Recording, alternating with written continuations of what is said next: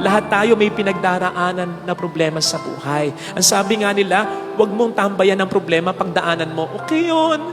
Pero hindi lahat tayo pare-pareho ng paraan sa pagdaan sa problema. May mga dumadaan sa problema, nakasasakyan, 4 wheels pa, bulletproof pa, mayaman eh. Tapos kasama pa niya, ang support system niya, ang pamilya, kumpleto, barkada niya. Naku, kayo dali na dumaan sa problema.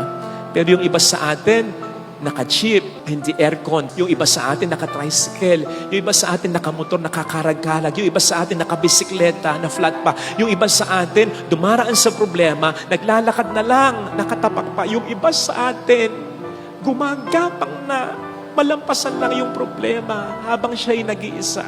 Kaya alam po ninyo, habang pinagninilayan ko ito, naisip ko, hindi yata laging totoo yung kasabihan para sa lahat ng tao, yung magsikap ka at maabot mo ang iyong pangarap. Lumaban ka lang ng lumaban at ikay magtatagumpay. Huwag ka lang susuko at ikay mananalo the way you want.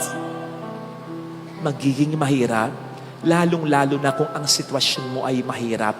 Mangyari man, pahirapan. Because life is not fair. Ang hirap kaya yung lumalaban ka sa buhay, patong-patong yung nilalabanan mo. Hindi pa natatapos yung isa, meron na namang isa. Ang hirap lumaban na parang walang katapusan yung kalaban. Napanood nyo yung John Wick, lalong-lalo na yung 3. O diba, hindi maubos-ubos yung kalaban mula una hanggang huli. Eh kahit naman hindi siya namamatay, tingnan nyo naman, nakaganon na. Napapagod din naman. Ako nga, pinapanood ko lang siya, napapagod na ako eh. Siya pa kayang lumalaban. The point is, mahirap yung laban ng laban, walang katapusan. Kahit gaano kakalakas, mapapagod ka rin naman. Maraming mga taong ganyan. May kilala ko, single mom, tinataguyod niya ang kanyang mga anak, tapos may isa siyang siraulo pang anak. I mean, pabigat sa kanya, nagdodroga. Tapos malaon, napansin ko, malungkot, yung pala may cancer siya. Isipin nyo nga yun. Life is not fair.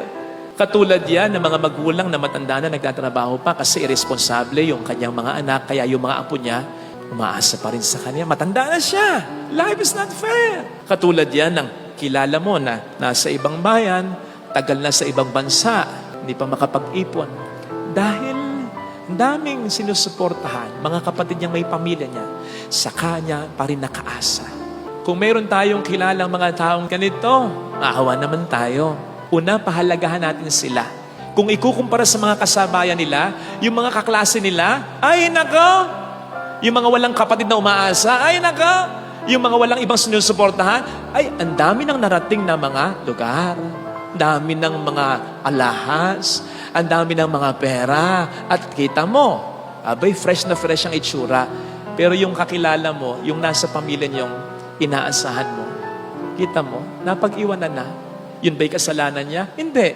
Dahil mahirap lang yung sitwasyon niya at dahil talagang nagsasakripisyo siya para sa inyong pamilya. Alagaan mo yung mga taong ito. In fact, umiikli pa nga yung buhay nila dahil sa kanilang sakripisyo. Sasakyan man pag laging ginagamit, nalalaspag, umiikli ang buhay. Tao pa kaya na laging nagsasakripisyo para sa buhay? Kapatid, ikarangal mo yung mga taong ganyan at alagaan. Huwag nang bibigyan ng sakit ng ulo. Sabi ko nga, naka-styrofoam na lang yan, lulutang-lutang, gumagapang na lang yan. Baka kahit isang ipot na lang ng ibon, mabuwal na yan. Huwag mo bibigyan ng sama ng loob, ng sakripisyo. Yun palang malaking tulong mo na sa mga taong ito. Sabi ko nga, kung po pwede lang magka-ID yung mga taong yan upang sa lahat ng kanilang mga bibilin, may discount. Upang kapag may mahabang pila, mauna na sila para lang wag makadagdag pa sa mga laban ng buhay nila. Pero hindi natin alam kung sino sila. The best thing, let us always be kind with anyone.